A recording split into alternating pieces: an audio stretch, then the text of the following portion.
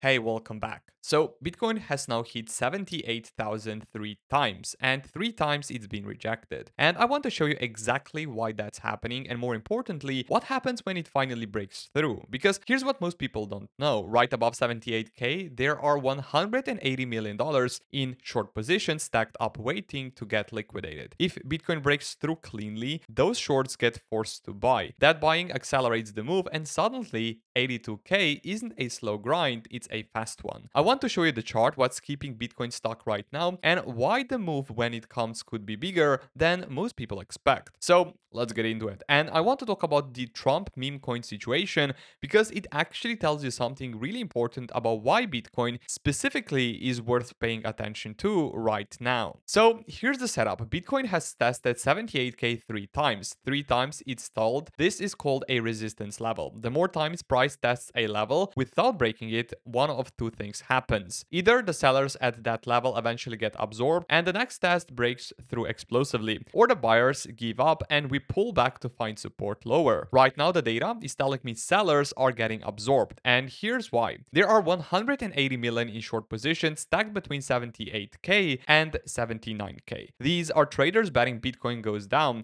If price breaks above 78K, their positions get automatically liquidated. They get forced to buy. That forced buying creates a cascade. Price accelerates, more shorts get hit, more buying happens. It's called a short squeeze, and the potential here is significant. But there's also $71 million in long positions at risk below $77,300. So both sides are under pressure right here. This level is genuinely a decision point. RSI is healthy around 55 to 60, not overbought, room to move. The 200-week EMA at 69K is the solid long-term floor, well below us now, and the 200-day EMA at 82K is the target on a clean breakout. That's a 5% move from here, and with $180 million in shorts stacked up, it could happen faster than most people expect. So what's actually keeping Bitcoin stuck at this wall? Because it's not a chart problem, it's one specific thing happening in the macro, and I want to be straight with you about it. And by the way, if Bitcoin breaks 78K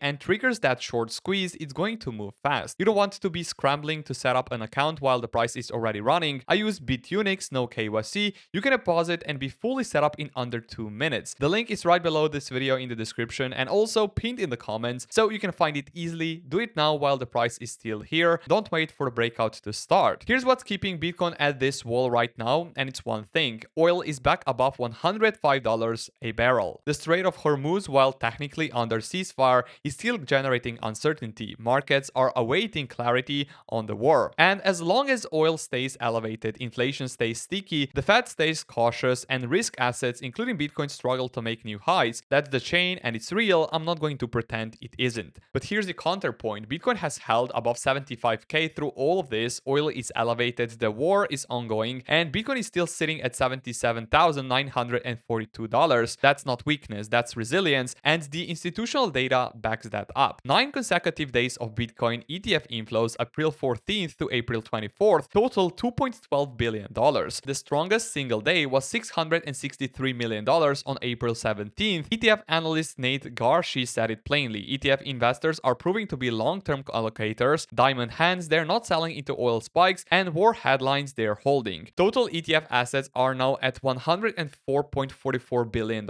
and despite Bitcoin being about 35% below its all-time high, money keeps flowing in. That tells you something about the conviction of the people holding these products. Now, Friday's inflow was only $14.45 million, the weakest day of the streak. I want to be honest about that. Momentum in the flows is slowing slightly. We need to see if fresh inflows resume next week to confirm the streak has legs. Now, the Trump meme coin story, because this one actually explains something important about what makes Bitcoin different from everything else in this space. So, the Trump meme coin just hit fresh lows, down nearly 10% in 24 hours. And here's the wild part: this happened while Trump was hosting 297 of the largest Trump token holders at a closed-door gala at Mar-a-Lago, the most exclusive crypto event ever, apparently. The token is down more than 96% from its all-time high of $75 in early 2025. Meanwhile, the Trump family reportedly generated over $800 million from crypto ventures in the first half of 2025 alone. Senators are now raising raising conflict of interest concerns about whether events like this gala are being used to pump token while insiders profit. And I bring this up not to be political, I genuinely don't care about that. I bring it up because it illustrates exactly what Bitcoin is not. Bitcoin has no CEO, no gala, no team that can sell tokens while retail holds the bag. No senator can send a letter to Bitcoin's founders because they're not founders left to contact. The protocol just runs, nobody controls it, nobody profits from it at your expense. In a week where the meme coin fell 96% while its creator hosted exclusive dinners, Bitcoin is sitting at $77,942 with $104 billion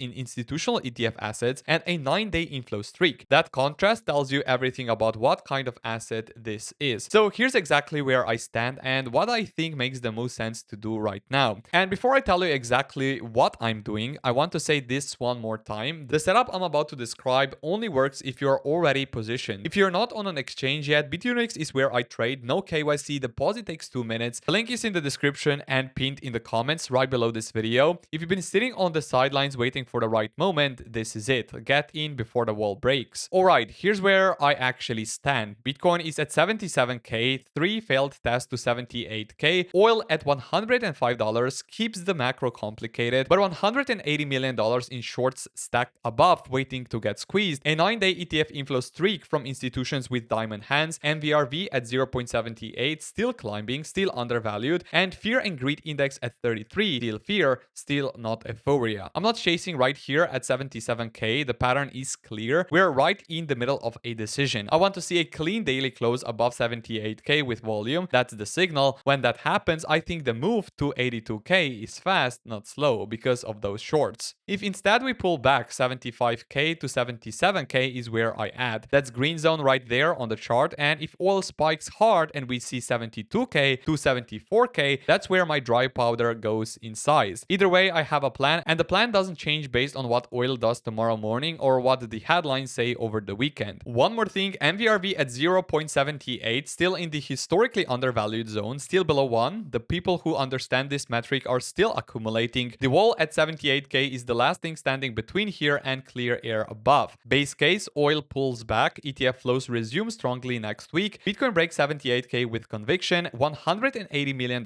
short squeeze accelerates, the move to 82k. Risk case on the other hand, oil stays above $105, flows slow down, Bitcoin pulls back to 75k to 77k at there. The level 78k daily close with volume, that's the whole game. Watch this level closely, let me know what you think in the comments, and thank you so much for watching, and I will talk to you guys in the next one.